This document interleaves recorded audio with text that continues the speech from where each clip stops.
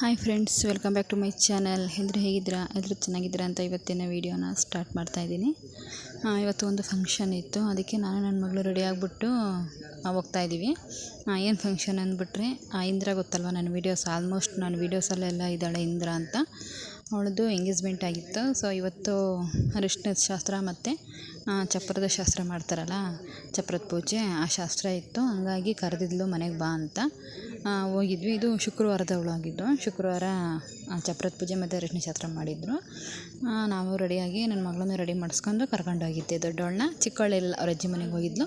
ಇವಾಗ ಹೆಂಗೆ ಸ್ಕೂಲೆಲ್ಲ ರಜೆ ಅಲ್ವಾ, ಎಕ್ಸಾಮ್ ಎಲ್ಲ ಮುಗಿದ್ಬಿಟ್ಟು ರಜೆ ಕೊಟ್ಟಿದ್ದಾರೆ. ಹಂಗಾಗಿ ದೊಡ್ಡ ಮಗಳನ್ನ ಕರ್ಕೊಂಡೋಗಿದ್ದೆ. ಚಿಕ್ಕ ಮಕ್ಕಳಿದ್ರೆ ಅವಳನ್ನ ಕರ್ಕೊಂಬತ್ತಿದ್ದೆ, ಅವಳು ಇರಲಿಲ್ಲ, ಅವ್ರ ಅಜ್ಜಿ ಮನೆಗೆ ಹೋದ್ಲು ಅಂತ ಬಿಟ್ಟು ಬಂದೆ. ಆಮೇಲೆ ಇಲ್ಲಿ ನೋಡಿ ನಾವು ಬಂದಿದ್ದೀವಿ, ನಾವೆಲ್ಲ ರೆಡಿಯಾಗಿ ಬಂದಿದ್ದೀವಿ. ಮದುವೆ ಎಣ್ಣೆ ಪಾಪ ರೆಡಿಯಾಗಿಲ್ಲ, ಫುಲ್ ಕೆಲಸ ಮಾಡೋದ್ರಲ್ಲಿ ಫುಲ್ ಬ್ಯುಸಿಯಾಗಿದ್ದಾಳೆ ಪಾಪ. ಅಂದರೆ ಮನೇಲಿ ಯಾರೂ ಇಲ್ವಲ್ಲ ಅಷ್ಟು ಕೆಲಸ ಮಾಡೋರು, ಹಾಗಾಗಿ ಇವಳೆ ಎಲ್ಲ ಮಾಡಬೇಕು, ಮೇಂಟೈನ್ ಮಾಡಬೇಕು. ಹಾಗಾಗಿ ಕೆಲಸ ಮಾಡ್ಕೊತ ಇದು ಮಾಡ್ತಾಯಿದ್ಲು. ಆಮೇಲೆ ಎಲ್ಲರದ್ದು ಆಲ್ಮೋಸ್ಟ್ ಊಟ ಆಗಿತ್ತು. ನಮ್ಮನ್ನು ಊಟಕ್ಕೆ ಕರಿತಾಯಿದ್ಲು, ಬನ್ನಿ ಊಟ ಮಾಡಿ ಬರ್ರಿ ಅಂತ. ಇಲ್ಲೇ ಒಳಗೆ ಕೋಣೆ ಒಳಗೆ ಹಾಕ್ಬಿಟ್ಟು ನಮಗೆ ಅವಳು ಊಟ ಬಡಿಸ್ತಾ ಇದ್ದಾಳೆ ನೋಡಿರಿ. ಪಾಪ ನಾವು ಅವಳು ಕುಂಡಿಸಿ ನಾವು ಊಟ ಬಡಿಸ್ಬೇಕು ಅಂತದ್ರಲ್ಲಿ ಅವಳೇ ನಮ್ಮನ್ನು ಕೂರಿಸ್ಬಿಟ್ಟು ಊಟ ಬಡಿಸ್ತಾ ಇದ್ದಾಳೆ. ಊಟ ಎಲ್ಲ ಚೆನ್ನಾಗಿತ್ತು. ಊಟ ಎಲ್ಲ ಮಾಡಿಬಿಟ್ಟು ಫುಲ್ಲು ಒಂಥರ ಏನಂದರೆ ಬಿಸಿ ಅನ್ನ ಇಕ್ಕಿಲ್ಲ, ಫುಲ್ ಸುಡ್ತಾಯಿತ್ತು, ಸೆಕೆ ಆಗ್ತಾಯಿತ್ತು. ಅದಕ್ಕೆ ಬಿಸಿ ಅನ್ನ ಇಟ್ಟಿದ್ದೀನಿ, ಕೈಗೂ ಬಾಯಿಗೂ ಆಟ ಆಡಿಸ್ತೀರ ನೀವು. ಅದಕ್ಕೆ ನಾನೇ ಗಾಳಿ ಬೀಸ್ತೀನಿ ಅಂತ ಎಂಥದೋ ಒಂದು ಪುಸ್ತಕದ್ದು ಎಕ್ಸೈಸ್ ಹಾಡು ತಂದುಬಿಟ್ಟು ನಮಗೆ ಗಾಳಿ ಬೀಸ್ತಾ ಇದ್ದಾಳೆ. ಬಿಡವ ನೀನೇ ಬೀಸ್ಬೇಡ ಸಾಕು, ಊಟ ಮಾಡ್ತೀವಿ ಅಂದರೆ ಕೇಳ್ತಾ ಇಲ್ಲ. ಅಲ್ಲಿ ಒಳಗಡೆ ಫ್ಯಾನ್ ಬೇರೆ ಇರಲಿಲ್ವಲ್ಲ, ಹಂಗಾಗಿ ಬೀಸ್ತೀನಿ ಅಂತ ಗಾಳಿ ಬೀಸ್ತಾ ಇದ್ಲು ಒಂದು ರೊಟ್ಟಿ ತಗೊಂಡ್ಬಿಟ್ಟು. ಆಮೇಲೆ ಸ್ವಲ್ಪ ಅರಿಶಿಣದ ನೀರು ಹಾಕ್ಬೇಕಲ್ಲ, ಅರಿಶಿಣ ಶಾಸ್ತ್ರ ಮಾಡಬೇಕಲ್ಲ. ಅಂದರೆ ಗ್ರ್ಯಾಂಡಾಗಿ ಏನು ಮಾಡ್ತಾಯಿಲ್ಲ, ಸಿಂಪಲ್ಲಾಗಿ ಮನೆಯಲ್ಲಿ ಎಷ್ಟು ಜನ ಇದ್ದರೆ ಅಷ್ಟು ಜನ ಸಿಂಪಲ್ಲಾಗಿ ಅಷ್ಟೇ ಮಾಡ್ತಾ ಇರೋದು. ಅಂದರೆ ಅವ್ರ ಅಮ್ಮ, ನಾನು, ನನ್ನ ಮಗಳು ಮತ್ತು ಅವರ ಚಿಕ್ಕಪ್ಪ ಮತ್ತು ಚಿಕ್ಕಮ್ಮ ಬಂದಿದ್ದರು, ಅವ್ರ ಮಗಳೊಬ್ಬರು ಬಂದಿದ್ದರು, ಮತ್ತು ಪಕ್ಕದ ಮನೆಯವರೊಬ್ಬರು ಬಂದಿದ್ದರು. ಇನ್ನೊಬ್ಬರು ಇಷ್ಟೇ ಜನ ಸೇರಿಬಿಟ್ಟು ಸಿಂಪಲ್ಲಾಗಿ ಮಾಡ್ತಾಯಿದ್ದೀವಿ. ಇವಾಗ ಅರಿಶಿಣ ಶಾಸ್ತ್ರ ಮಾಡೋಣ ಅಂತ ಮಾಮೂಲಿ ಏನೋ ಒಂದು ಅದೇ ಅರಿಶಿಣ ಎಲ್ಲ ಹಚ್ಚುತ್ತಾರಲ್ಲ, ಹಂಗಾಗಿ ಅರಿಶಿಣ ಎಲ್ಲ ಹಚ್ಚಿ ಇದು ಮಾಡ್ತಾಯಿದ್ದೀವಿ. ನಾಳೆ ನಾಡಿದ್ದೆ ಅವಳ ಮದುವೆ. ಇದು ಶುಕ್ರವಾರದ್ದು ವ್ಲಾಗಲ್ವಾ, ಶನಿವಾರ ಭಾನುವಾರನೇ ಅವಳ ಮದುವೆ ಇದ್ದಿದ್ದು. ಹಂಗಾಗಿ ಎಲ್ಲರೂ ಅರಿಶಿಣ ಎಣ್ಣೆ ಹಚ್ತಾಯಿದ್ರು. 3 ಜನ ಮುತ್ತೈದರು ಶಾಸ್ತ್ರ ಮಾಡಬೇಕಾಗಿತ್ತಲ್ಲ, ಹಂಗಾಗಿ ಅವ್ರ ಪಕ್ಕದ ಮನೆಯವರೊಬ್ಬರು, ಅವ್ರ ಆಂಟಿ ಒಬ್ಬರು ಮಾಡಿದರು. ಆಮೇಲೆ ಲಾಸ್ಟಿಗೆ ನಾನೊಬ್ಬಳು ಮಾಡಿದೆ. ಆಮೇಲೆ ಅವರೆಲ್ಲ ಸ್ವಲ್ಪ ಸುಮ್ಮನೆ ಶಾಸ್ತ್ರಕ್ಕಿಂತ ಸ್ವಲ್ಪ ಹಚ್ಚಿ ಹೋಗಿದ್ರು. ನಾನು ಲಾಸ್ಟಿಗೆ ಹಚ್ಚಿದ್ನಲ್ಲ, ಅದಕ್ಕೆ ಫುಲ್ಲೆಲ್ಲ ಚೆನ್ನಾಗಿ ಚಿಕ್ಕಿದ ಚಾನ್ಸ್ ಅಂತ ಚೆನ್ನಾಗೆಲ್ಲ ಹಾಕಿ ಅರಿಶಿಣ ಎಲ್ಲ ಹಾಕ್ಬಿಟ್ಟು ಚೆನ್ನಾಗಿ ತಿದ್ದುಬಿಟ್ಟೆ ಹಂಗೆ ಫುಲ್ಲು. ಆಮೇಲೆ ಸ್ವಲ್ಪ ಫೋಟೋ ತಗೊಳ್ಳೋಣ ಒಂದೆರಡು ಫೋಟೋ ತಗೊಂಡ್ಬಿಟ್ಟು ಆಮೇಲೆ ನೋಡಿ ಸ್ನಾನ ಮಾಡ್ಕೊಂಡು ಇವಾಗ ಚಪ್ಪರದ ಪೂಜೆ ಮಾಡಬೇಕಲ್ಲ ಸ್ವಲ್ಪ, ಅದಕ್ಕೆ ಚಪ್ಪರದ ಪೂಜೆ ಮಾಡ್ತಾವಳೆ. ಅವ್ರ ಆಂಟಿ ಈ ಥರ ಮಾಡೋ ಶಾಸ್ತ್ರ ಅಂತ ಎಲ್ಲ ಹೇಳ್ಕೊಡ್ತಾಯಿತ್ತು. ನಮಗೆಲ್ಲ ಬಿಡಿ ಶಾಸ್ತ್ರ ಎಲ್ಲ ತಲೆ ಬೆಳಕೆಲ್ಲ ಹೋಗಲ್ಲ, ನಮಗೆ ಅಷ್ಟು ಗೊತ್ತಾಗೋದು ಇಲ್ಲ. ಅವ್ರ ಆಂಟಿ ಹೇಳ್ಕೊಡ್ತಾಯಿತ್ತು ಈ ಥರ ಮಾಡು ಅಂತ. ಅಂದರೆ ಹೆಚ್ಚಿಗೆ ಚಪ್ಪರ ಹಾಕ್ಬೇಕಲ್ಲ, ಚಪ್ಪರಕ್ಕೆಲ್ಲ ಇದನ್ನ ಅಗೆದುಬಿಟ್ಟು ಅದಕ್ಕೆ ಫಸ್ಟು ಪೂಜೆ ಮಾಡಿಬಿಟ್ಟು ಆಮೇಲೆ ಚಪ್ಪರ ಹಾಕ್ಬೋದು. ಅದಕ್ಕೆ ಈಗೆಲ್ಲ ಪೂಜೆ ಮಾಡ್ತಾವಳೆ.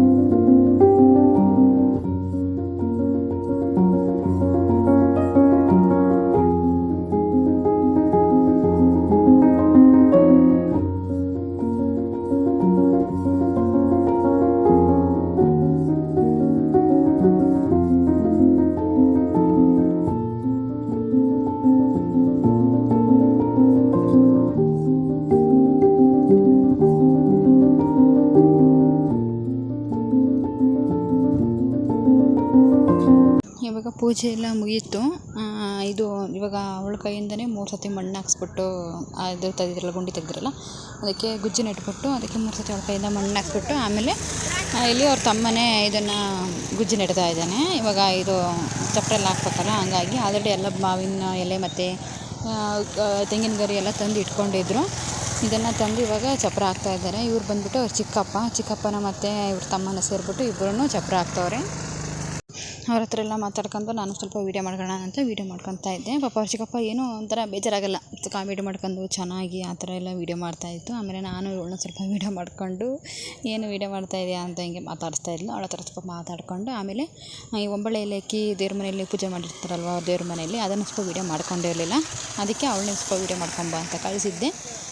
ಅವಳೇ ವೀಡಿಯೋ ಮಾಡ್ಕೊಂಬಂದಾಳೆ. ಪಾಪ ಬೆಳಗ್ಗೆ ಅವಳಿಗೆ ಮಧ್ಯಾಹ್ನದವರೆಗೂ ಒಂಬಳೆ ಸಿಗ್ದಲೆ ತುಂಬ ಕಷ್ಟಪಟ್ಬಿಟ್ಟಿದ್ದಾಳೆ. ಒಂಬಳೆ ಸಿಕ್ಕೇ ಇಲ್ಲ ಅವಳಿಗೆ. ಕೊಡ್ತೀನಿ ಅಂತ ಹೇಳಿದ್ದಾರೆ, ಅವರು ಪಾಪ ಕೊಟ್ಟಿಲ್ಲ, ಮಿಸ್ ಆಗಿಬಿಟ್ಟಿದೆ. ಹಂಗಾಗಿ ಪಾಪ ಮಧ್ಯಾಹ್ನ ಬೆಳಗ್ಗೆನೇ ಆಗಬೇಕಾಗಿತ್ತಂಥ ಚಪ್ರ ಪೂಜೆ ಸಂಜೆ ಟೈಮಲ್ಲೇನೋ ಆಯಿತು. ಪಾಪ ಅವಳಿಗೆ ಒಂಬಳೆ ಸಿಗ್ದಲೆ ಭಾಳ ಕಷ್ಟಪಟ್ಟು ಆಮೇಲೆ ಲಾಸ್ಟೇ ಸಿಕ್ಕಿದ ಮೇಲೆ ಪೂಜೆ ಮಾಡಿ ಆಮೇಲೆ ಚಪ್ರ ಎಲ್ಲ ಹಾಕ್ಬಿಟ್ಟು ನೋಡಿ ಸದ್ಯಕ್ಕೆ ಈ ಥರ ಎಲ್ಲ ಗರಿ ಎಲ್ಲ ಹಾಕ್ಬಿಟ್ಟು ಇಲ್ಲಿ ಈ ಥರ ಅಂದರೆ ಜಾಗ ಇರಲ್ವಲ್ಲ, ಈಗ ಆ ಕಡೆ ಈ ಕಡೆ ಜಕ್ಲಿ ಇದೆಯಲ್ಲ, ಆ ಜಕ್ಲಿ ಮೇಲೆ ಒಂದು ಚೀಲ ಇಟ್ಬಿಟ್ಟು ಮಣ್ಣೆಲ್ಲ ತುಂಬಿಟ್ಟು ಅದರ ಮೇಲೆ ಸ್ವಲ್ಪ ಗುಜ್ಜು ಸಣ್ಣದಾಗಿರೋ ಗುಜ್ಜನ್ನ ಇಟ್ಬಿಟ್ಟು ಅದಕ್ಕೆ ಹಿಂಗೆ ಈ ಥರ ಚಪ್ರ ಹಾಕ್ತಾಯಿದ್ದಾರೆ. ಏನಂದರೆ ಮದುವೆ ಅಂದಮೇಲೆ ಚಪ್ರ ಹಾಕಲೇಬೇಕಲ್ವ, 2 ಹಾಕಿ ಮತ್ತು ಇದೇ ಮನೆಯಲ್ಲಿ ಸೀಟೆಲ್ಲ ಹಾಕ್ಸಿದಾರಲ್ಲ, ವೆಲ್ಡಿಂಗ್ ಎಲ್ಲ ಮಾಡಿಸಿದಾರಲ್ಲ, ಆ ವೆಲ್ಡಿಂಗಿಗೆ ಹಾಕ್ಸ್ಬೋದು. ಬಟ್ ಅದು ಚೆನ್ನಾಗಿ ಬರೋಲ್ಲ. ಈಗ ಮದುವೆ ಅಂದಮೇಲೆ ಚಪ್ರ ಅಂದರೆ ನಾವು ಗುಜ್ಜನಿಟ್ಟು ಚಪ್ರ ಹಾಕಿದ್ರೇ ಅದೊಂದು ಕಳೆ ಮದುವೆ ಮನೆ ಅಂತ ಅನಿಸ್ಕೊಳೋದು. ಹಂಗಾಗಿ ಇವರು ಸಪ್ರೇಟಾಗಿ ಮತ್ತು ಚಪ್ರ ಎಲ್ಲ ನೆಟ್ಬಿಟ್ಟು ಹಾಕ್ತವ್ರೆ. ನೋಡಿ ಫೈನಲ್ ಲುಕ್ಕು ಈ ಥರ ಇದೆ. ಇನ್ನೂ ಸ್ವಲ್ಪ ಇನ್ನೂ ಭಾಳ ಕೆಲಸ ಇದ್ದಾವೆ. ಮಾವಿನ ತೋರಣ ಅಂತ ಎಲ್ಲ ಹಾಕ್ತಾಯಿದ್ರು, ನೋವು ಹಾಕಬೇಕು. ಮತ್ತು ಇನ್ನು ಲಾಸ್ಟಿಗೆ ಇನ್ನೊಂದು ಸಲ ಚಪ್ರ ಪೂಜೆ ಮಾಡಬೇಕು. ಅದು ಮಾಡಿರಲಿಲ್ಲ, ಅಷ್ಟರೊಳಗಾಗಲೇ ಟೈಮ್ ಆಗಿಬಿಟ್ಟಿತ್ತು ಅಂತ ನಾನು ಮನೆಗೆ ಹೋಗ್ಬಿಟ್ಟಿದ್ದೆ. 6 ಗಂಟೆನೋ ಆಗಿಬಿಟ್ಟಿತ್ತು. ನಾನು ಮನೆಯಲ್ಲಿಲ್ಲ, ನಾನು ಹೋಗ್ಬಿಟ್ಟಿದ್ದೆ ಮನೆಗೆ. ಇವಳಿಗೆ ಹೇಳಿದ್ದೆ ಸ್ವಲ್ಪ ಅದನ್ನು ವೀಡಿಯೋ ಮಾಡಿ ನನಗೆ ಕಳಿಸ್ಬಿಡಮ್ಮ ಅಂತ. ಯಾಕಂದರೆ ನಾನು ಅದು ಚಪ್ರ ಹಾಕೋ ತನಕ ಇದ್ದೆ ಅಷ್ಟೇ. ಆಮೇಲೆ ಅದಕ್ಕೆ ಹೂವು ಎಲ್ಲ ಹಾಕ್ಬಿಟ್ಟು ಅಲ್ಲಿವರೆಗೂ ಇರಲಿಲ್ಲ. ಮತ್ತು ಇದು ಲಾಸ್ಟ್ ಇನ್ನೊಂದು ಸಲ ಚಪ್ರ ಎಲ್ಲ ಹಾಕಿದ್ಮೇಲೆ ಪೂಜೆ ಮಾಡಬೇಕಲ್ಲ, ಅವಾಗಲೂ ಸಹಿತ ಇರಲಿಲ್ಲ. ಹಂಗಾಗಿ ಪೂಜೆ ಮಾಡಿ ಇದೆಲ್ಲ ವೀಡಿಯೋ ಮಾಡಿ ಕಳಿಸು ಅಂತ ಹೇಳಿದ್ದಕ್ಕೆ ಪಾಪ ಅವಳೇ ವೀಡಿಯೋ ಮಾಡಿ ಎಲ್ಲ ನನಗೆ ಕಳಿಸಿದ್ಲು, ಫೋಟೋ ಎಲ್ಲ ತೆಗೆದು ಕಳಿಸಿದ್ಲು. ಇನ್ನೇನು ಇವತ್ತೊಂದು ದಿನ, ನಾಳೆ ಒಂದು ದಿನ, ನಾಡ್ದೊಂದು ದಿನ, 3 ದಿನ ಅಷ್ಟೇ ನಮ್ಮ ಜೊತೆ ಇಂದ್ರ ಇರೋದು. ಇನ್ನು ಮಿಸ್ ಯು ಇಂದ್ರ, ಭಾಳ ಮಿಸ್ ಮಾಡ್ಕೊತೀವಿ ನಿನ್ನ.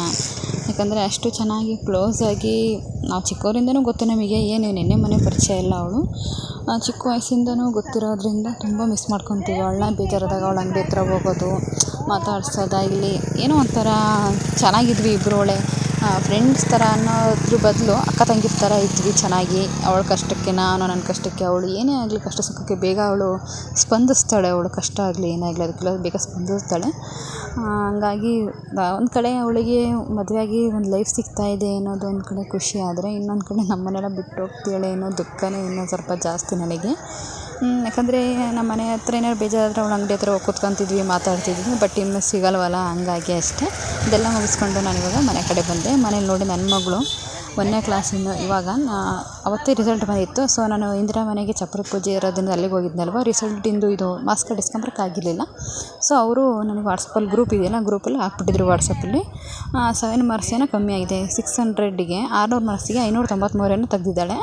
7 ಮಾರ್ಕ್ಸ್ ಕಮ್ಮಿ ಆಗಿದೆ. ಅದಕ್ಕೆ ನೋಡಿ ಎಷ್ಟು ಇವಾಗಿನ ಕಾಲದ ಮಕ್ಕಳು ಎಷ್ಟು ಹೇಳ್ತಾರೆ ನೋಡಿ. ನಮಗೆ ಇವ್ರ ವಯಸ್ಸಲ್ಲಿದ್ದಾಗ 1ನೇ ಕ್ಲಾಸಿದ್ದಾಗ ಮಾರ್ಕ್ಸ್ ಏನು ಅಂತಲೂ ಗೊತ್ತಿಲ್ಲ, ಎಕ್ಸಾಮ್ ಅಂದರೆ ಏನು ಅಂತ ಗೊತ್ತಿಲ್ಲ, ಎಷ್ಟು ತೆಗಿಬೇಕು ಏನು ಅದೆಲ್ಲ ಅರಿವೇ ಇರಲಿಲ್ಲ. ಈಗಿನ ಮಕ್ಳಿಗೆ ಹಂಗಲ್ಲ ನೋಡಿ.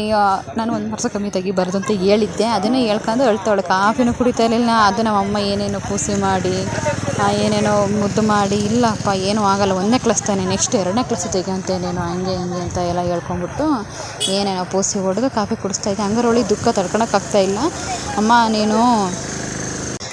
ನೀನು 1 ಮಾರ್ಕ್ಸ್ ಕಮ್ಮಿ ತೆಗಿಬೇಡ ಅಂತ ಹೇಳಿದೆ. ನಾನು 7 ಮಾರ್ಕ್ಸ್ ಕಮ್ಮಿ ತೆಗೆದಿದ್ದೀನಿ, ಇವಾಗ ಏನು ಮಾಡಲಮ್ಮ ಅಂತ ಕೇಳ್ತಿದ್ದು. ಪರವಾಗಿಲ್ಲ ಬಿಡಮ್ಮ, ಇವಾಗೇನು 1ನೇ ಕ್ಲಾಸ್ ಅಲ್ವಾ, ಜಾಸ್ತಿ ಟೆನ್ಷನ್ ತಗೋಬೇಡ, ನೆಕ್ಸ್ಟು ಸೆಕೆಂಡ್ನೇ ಕ್ಲಾಸಿಗೆ 2ನೇ ಕ್ಲಾಸಿಗೆ ತೆಗಿಯುವಂತೆ ಅಂತ ಅವಳೇನು ಪೂಸಿ ಹೊಡೆದು ಅವಳಿಗೆ ಸ್ವಲ್ಪ ಇನ್ನೂ ಹಾರ್ಲಿಕ್ಸ್ ಏನೋ ಮಾಡಿಕೊಟ್ಟಿದ್ದೆ. ಅದು ಕುಡಿದಲ್ಲ ಹಂಗೆ ಇಟ್ಟಿದ್ಲು. ಆಮೇಲೆ ಏನೇನೋ ಪೂಸಿ ಹೊಡೆದು ಅವಳಿಗೆಲ್ಲ ಹಾರ್ಲಿಕ್ಸ್ ಕೊಟ್ಟು ಕುಡಿಸ್ಕೊಂತ ಕೂತ್ಕೊಂಡಿದ್ವಿ. ಅದಕ್ಕೆ ನಮ್ಮಮ್ಮ ಹೇಳ್ತಾ ಇತ್ತು, ಇವಾಗಲೇ ಇವ್ರು ಹಿಂಗಲ್ಲ, ಇನ್ನು ನೆಕ್ಸ್ಟು SSLC ಮುಂದೆ ಹೋಗ್ತಾ SSLC PUCಗೆಲ್ಲ ಇನ್ನು ಹೆಂಗೆ ಆಡಬೇಡ ಇವರು ಅಂತ ನಮ್ಮಮ್ಮ ಸುಮ್ಮನೆ ಆ ಥರ ಮಾತಾಡ್ತಾ ಇತ್ತು. ಸ್ವಲ್ಪ ಡಿಸ್ಟರ್ಬೆನ್ಸ್ ಇದೆ ಫ್ರೆಂಡ್ಸ್. ನಾನು ಸ್ವಲ್ಪ ಮದುವೆ ಮನೇಲಿ ಇದ್ದೀನಲ್ವ, ಅಲ್ಲಿಂದ ವಾಯ್ಸ್ ಓವರ್ ಕೊಡ್ತಾಯಿದ್ದೀನಿ. ಹಂಗಾಗಿ ಸ್ವಲ್ಪ ಡಿಸ್ಟರ್ಬೆನ್ಸ್ ಇದೆ, ಯಾರು ಏನೋ ಅಂದ್ಕೋಬೇಡಿ. ಇವತ್ತಿನ ವೀಡಿಯೋ ಇಷ್ಟೇ ಫ್ರೆಂಡ್ಸ್. ಯಾರೆಲ್ಲ ನನ್ನ ವೀಡಿಯೋನ ಎಂಡ್ವರೆಗೂ ನೋಡಿದ್ದೀರಾ ಅವರಿಗೆಲ್ಲ ಥ್ಯಾಂಕ್ ಯು ಸೋ ಮಚ್. ಇದೇ ಥರ ನನ್ನ ವೀಡಿಯೋ ನೋಡಿ ಸಪೋರ್ಟ್ ಮಾಡ್ತಾಯಿರಿ. ನಿಮ್ಮ ಸಪೋರ್ಟ್ ನಮಗೆ ತುಂಬ ಬಹಳ ಮುಖ್ಯ. ಎಲ್ಲರಿಗೂ ಬಾಯ್ ಫ್ರೆಂಡ್ಸ್. ನಾಳೆ ಇನ್ನೊಂದು ವೀಡಿಯೋದಲ್ಲಿ ಸಿಗ್ತೀನಿ. ಬಾಯ್.